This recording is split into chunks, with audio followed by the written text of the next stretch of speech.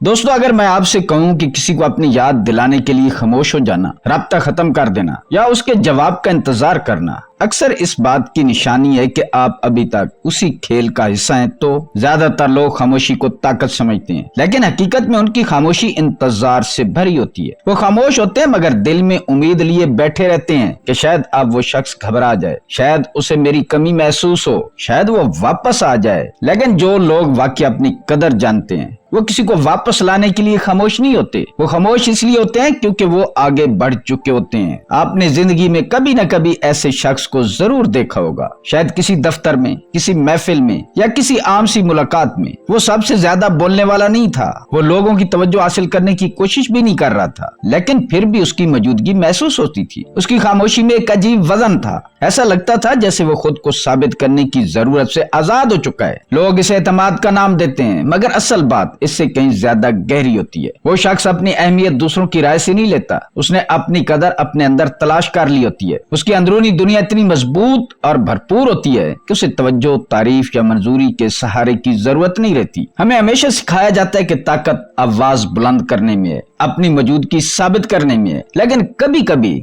सबसे बड़ी ताकत खामोश हो जाने में होती है। ऐसी खामोशी जो किसी खेल का हिस्सा नहीं होती बल्कि एक ऐलान होती है। यह ऐलान कि आप इंतजार नहीं कर रहे, अब आप अपनी जिंदगी की तरफ वापस लौट आए। आज की इस वीडियो में हम बात करेंगे कि हाई वैल्यू लोग कैसे खामोशी को एक डेंजरस टूल की तरह इस्तेमाल करते हैं, कैसे वो लोगों को अपनी तरफ मुतवज्जा करते हैं, कैसे लोग उनके दीवाने बन जाते हैं और वो एक ही चीज को इस्तेमाल करते हैं, खामोशी को। और आज की इस वीडियो में हम इसी चीज को समझेंगे।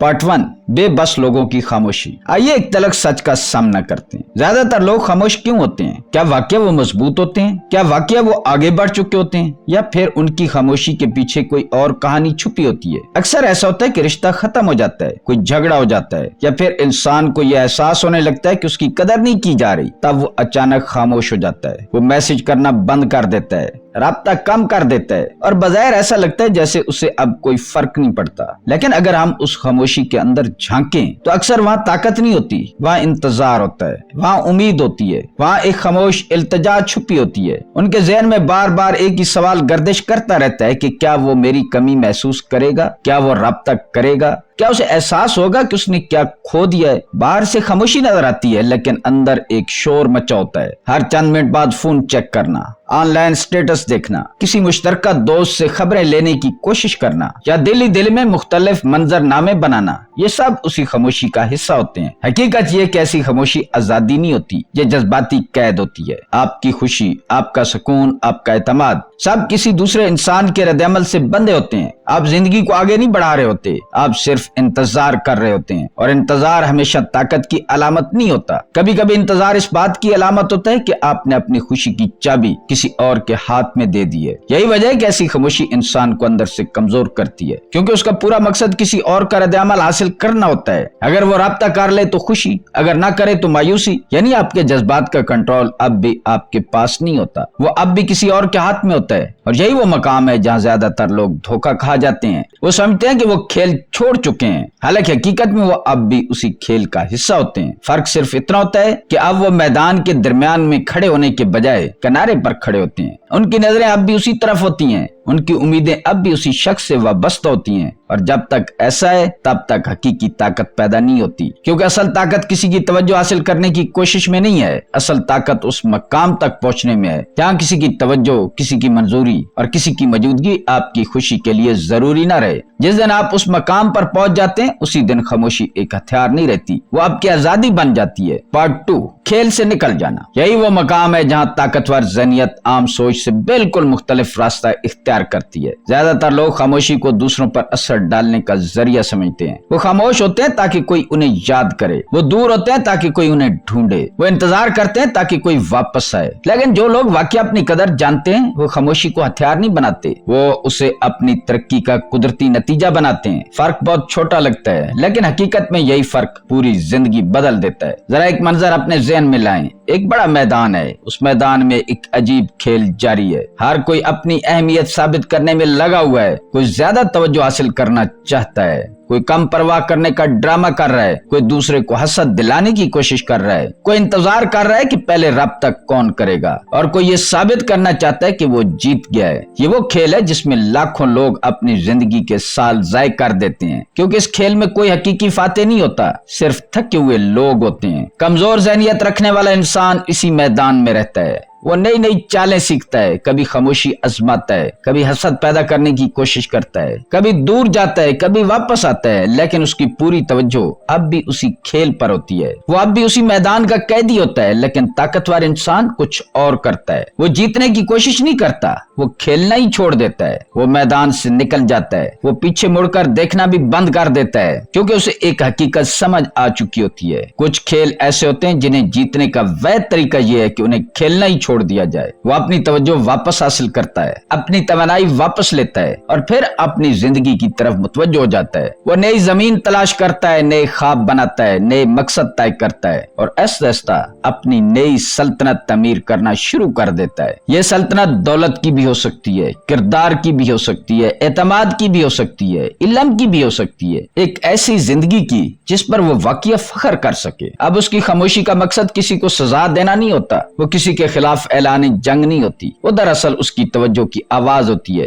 اس کی محنت کی آواز ہوتی ہے, اس نظم و ضبط کی آواز ہوتی ہے جو وہ روز اپنے اوپر نافذ کرتا ہے. جب دوسرے لوگ کسی کے رد عمل کا انتظار کر رہے ہوتے ہیں, وہ اپنی حقیقت بدلنے میں مصروف ہوتا ہے. اور یہی وہ لمحہ ہوتا ہے جہاں سب کچھ بدل جاتا ہے, کیونکہ اب خاموشی کا مرکز دوسرا شخص نہیں رہتا. اب آپ کی توجہ اس پر نہیں ہوتی کہ کون آیا اور کون کیا. اب آپ کی توجہ اس انسان پر ہوتی ہے جو ہر صبح آئینے میں آپ کو نظر آتا ہے. یہی اصل تبدیلی ہے, یہی طاقتور ذہنیت ہے, اور یہی وہ مقام ہے جہاں خاموشی انتظار نہیں رہتی بلکہ ترقی کی زبان بن جاتی ہے. پارٹ 3, اپنی سلطنت خاموشی میں کیسے بنائیں. اب سوال یہ ہے کہ اگر خاموشی صرف انتظار کا نام نہیں, اگر خاموشی واقعہ ترقی کا راستہ بن سکتی ہے, تو پھر ایک عام انسان اس سفر کا آغاز کیسے کرے. اب کھیلنے والے انسان سے اپنی زندگی کا معمار کیسے بنتے ہیں. یہ تبدیلی ایک دن میں نہیں آتی, یہ آہستہ آہستہ بنتی ہے. لیکن ہر بڑی تبدیلی کی طرح اس کی شروعات بھی چند بنیادی سٹیپ سے ہوتی ہیں. پہلا سٹیپ, توجہ اپنی طرف لائیں. یہ سب سے مشکل مرحلہ ہے, کیونکہ جب کوئی انسان ہمارے دل و دماغ میں جگہ بنا لیتا ہے تو ہماری توجہ بار بار اسی کی طرف جاتی ہے. ہم سوچتے ہیں وہ کیا کر رہا ہوگا, کیا اسے میری کمی محسوس ہوتی ہوگی, کیا وہ بھی میرے بارے میں سوچتا ہوگا, کیا وہ کبھی واپس آئے گا. یہ سوال بظاہر معمولی لگتے ہیں, لیکن حقیقت میں یہ آپ کی ذہنی توانائی کو آہستہ آہستہ ختم کرتے رہتے ہیں. اس لیے جب بھی آپ خود کو ان سوالوں میں گم پائیں, فوراً اپنی توجہ کا رخ بدل دیں.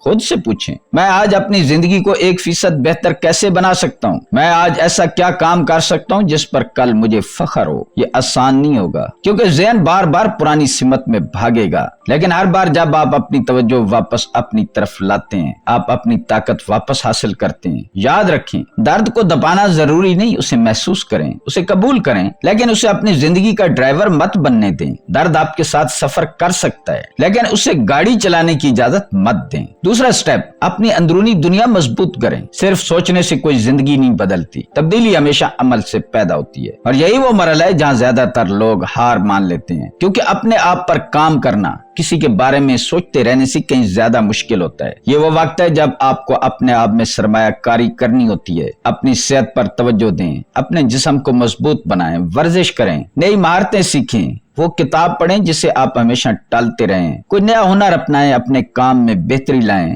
اپنے خیالات لکھنا شروع کریں, اپنے رویوں کا جائزہ لیں, اپنی کمزوریوں کو پہچانیں اور اپنی طاقتوں کو مزید مضبوط بنائیں. یہ سب کام بظاہر چھوٹے لگ سکتے ہیں, لیکن حقیقت میں یہی آپ کی نئی زندگی کی بنیاد بنتے ہیں. یہ آپ کی سلطنت کی اینٹیں ہیں. ہر نیا ہنر, ہر نئی عادت, ہر چھوٹی کامیابی آپ کے اندر یہ احساس پیدا کرتی ہے کہ آپ کی زندگی قیمتی ہے. اور جو انسان اپنی زندگی کی قدر جان لیتا ہے وہ دوسروں کی منظوری کا محتاج نہیں رہتا. تیسرا سٹیپ, لاتعلقی کی طاقت. پھر ایک وقت آتا ہے جب آپ کے اندر ایک خاموش تبدیلی جنم لیتی ہے. یہ تبدیلی باہر سے نظر نہیں آتی, لیکن اندر سب کچھ بدل دیتی ہے. آپ کے جذبات آہستہ آہستہ دوسرے لوگوں کے رویوں سے آزاد ہونے لگتے ہیں. آپ اس شخص کی تصویر دیکھتے ہیں, اس کا نام سنتے ہیں یا اس کے بارے میں کوئی خبر ملتی ہے, اور حیران کن طور پر آپ کے اندر کوئی طوفان نہیں اٹھتا, نہ دل بے قابو ہوتا ہے, نہ ذہن تجزیے شروع کرتا ہے, نہ آپ یہ جاننے کی کوشش کرتے ہیں کہ اس کے ارادے کیا ہیں، آپ صرف دیکھتے ہیں، سمجھتے ہیں اور آگے بڑھ جاتے ہیں۔ یہ نفرت نہیں ہوتی، یہ بھیسی بھی نہیں ہوتی، یہ سکون ہوتا ہے، ایک ایسا سکون جو صرف اس انسان کو ملتا ہے جس نے خود کو دوسروں کے رد عمل سے آزاد کر لیا ہو۔ اب آپ ہر چیز پر رد عمل دینے والے انسان نہیں رہتے، آپ مشاہدہ کرنے والے انسان بن جاتے ہیں، اور یہی وہ لمحہ ہوتا ہے جب آپ کو احساس ہوتا ہے کہ آپ خاموشی استعمال نہیں کر رہے بلکہ خاموشی نے آپ کو مضبوط بنا دیا ہے، اور یہی وہ بنیاد ہے جس پر ایک حقیقی، مضبوط اور باوقار زندگی کی سلطنت تعمیر ہوتی ہے۔ پارٹ 4، خطرناک کشش کہاں پیدا ہوتی ہے؟ اور اب آتی ہے وہ اصل حقیقت جسے زیادہ تر لوگ سمجھ ہی نہیں پاتے۔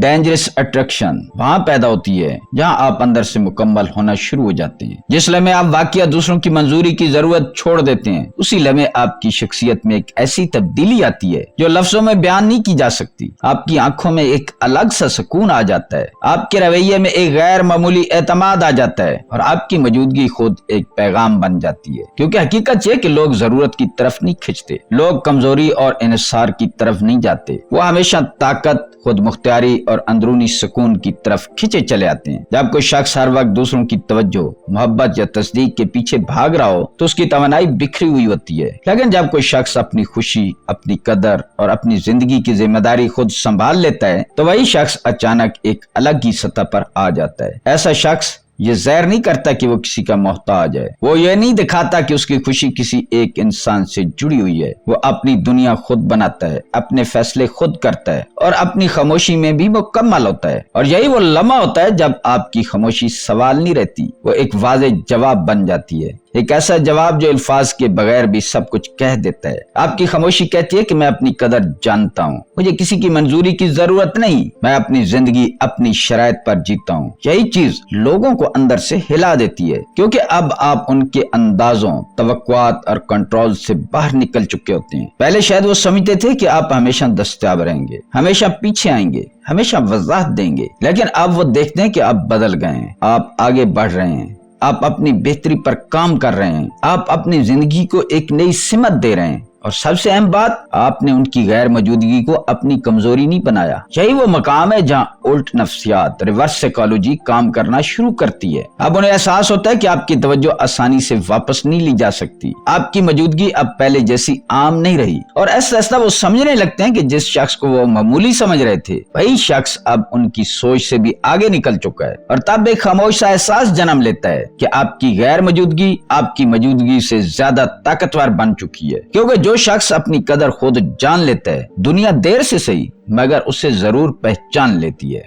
دوستو، آخر میں یہ بات سمجھ لینا بہت ضروری ہے کہ طاقتور ذہنیت کا اصل مقصد کبھی بھی کسی دوسرے انسان کو واپس لانا نہیں ہوتا، اصل مقصد ہمیشہ ایک ہی ہوتا ہے، خود کو واپس حاصل کرنا۔ کیونکہ جب انسان دوسروں کی سوچ، توقعات اور رد عمل میں کھو جاتا ہے تو وہ آہستہ آہستہ اپنی اصل شناخت سے دور ہونے لگتا ہے، وہ اپنی خوشی کو دوسروں کے فیصلوں سے جوڑ دیتا ہے اور اپنی قدر کو بیرونی منظوری پر چھوڑ دیتا ہے۔ لیکن جب یہی انسان شعوری طور پر اپنی توجہ واپس اپنی طرف لے آتا ہے تو ایک نیا سفر شروع ہوتا ہے۔ یہ سفر خاموشی کا ہوتا ہے لیکن اندر سے بہت طاقتور ہوتا ہے۔ اس میں آپ اپنی اندرونی دنیا کو دوبارہ تعمیر کرتے ہیں، اپنی سوچوں کو صاف کرتے ہیں، اپنی ترجیحات کو درست کرتے ہیں اور اپنے سکون کو پہلی ترجیح بنا لیتے ہیں۔ آپ یہ سیکھ لیتے ہیں کہ ہر رد عمل ضروری نہیں ہوتا اور ہر شخص کی واپسی آپ کی زندگی کا مقصد نہیں ہوتی۔ ایسا خاموشی ایک چال نہیں رہتی بلکہ ایک مضبوط عادت بن جاتی ہے، اور جب انسان اس مقام پر پہنچ جاتا ہے جہاں وہ سکون کے ساتھ لا تعلق ہونا سیکھ لیتا ہے تو وہ ایک ایسی چیز حاصل کر لیتا ہے جو دنیا کا کوئی انسان اس سے چھین نہیں سکتا،